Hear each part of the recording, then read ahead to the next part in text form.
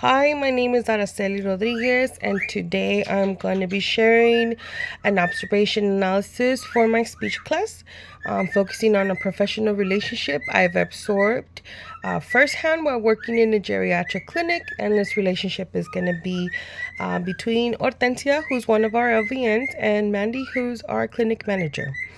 I chose this relationship because even though it's a supervisory one, it's also deeply collaborative and respectful.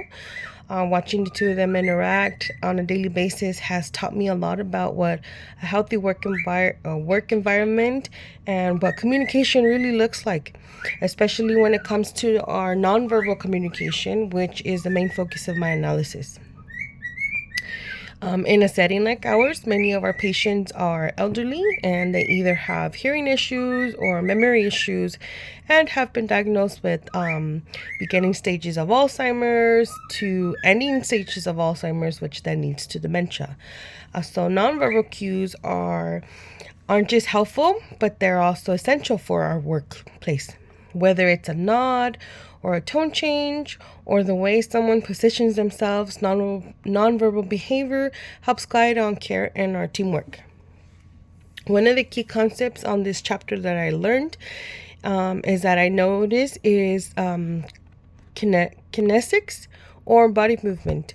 For example, Mandy, who's our clinic manager, her posture is always upright and confident, which sets the tone for leadership.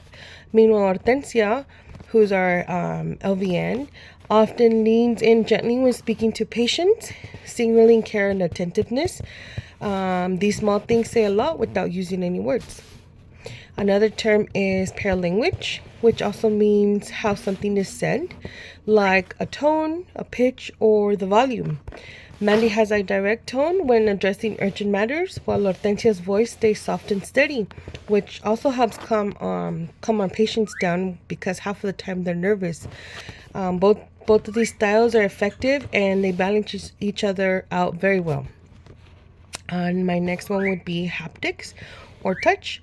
It's also really important in this environment. Hortensia often gives patient a gentle hand squeeze when she's taking their vitals to kind of calm them down, or she puts a hand on their shoulder when they're emotional or crying. And these are really small gestures, but this is showing the patients that she actually cares for them, and so it kind of helps minimize their anxiety. So Mandy is more reserved, but still uses appropriate touch when needed, like a pat on the back to thank the staff members, for doing a good job or for taking care of patients that come in on a daily basis. And then there's proxemics, or the use of space. Mandy usually respects people's personal space, especially during an emotional situation. She likes to give them their space, and then, when we're ready to talk about it, she's always there to listen to us.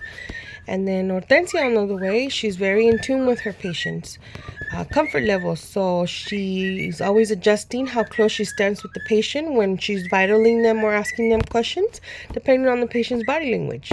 So that's another thing that's very important, being able to read another person's body language. And through all of these forms of nonverbal communication, I've seen how a healthy, respectful, and empathetic workplace is built. Even though Mandy is technically Hortensia's supervisor, the relationship feels like a partnership. There's no power struggle, just teamwork. One moment that stood out to me was when Mandy saw Hortensia looking overwhelmed and quietly stepped in to help her. She didn't say much, just gave her a nod and took over. I think a lot of us can relate to this at work, and it's very helpful that we're able to communicate non-verbally and not necessarily always have to say like, hey, do you need help? That we're able to notice when somebody needs help, and you just, like you nod and you say, hey, I got it. Hortensia did the same thing when Mandy had to handle a tough conversation with the patient's family. It's it's these quiet supportive actions that define their relationship.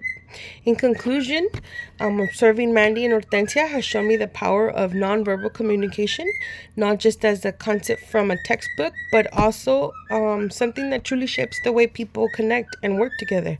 It's inspired me to be a more mindful, of how I communicate with both patients and my coworkers. Thank you for listening.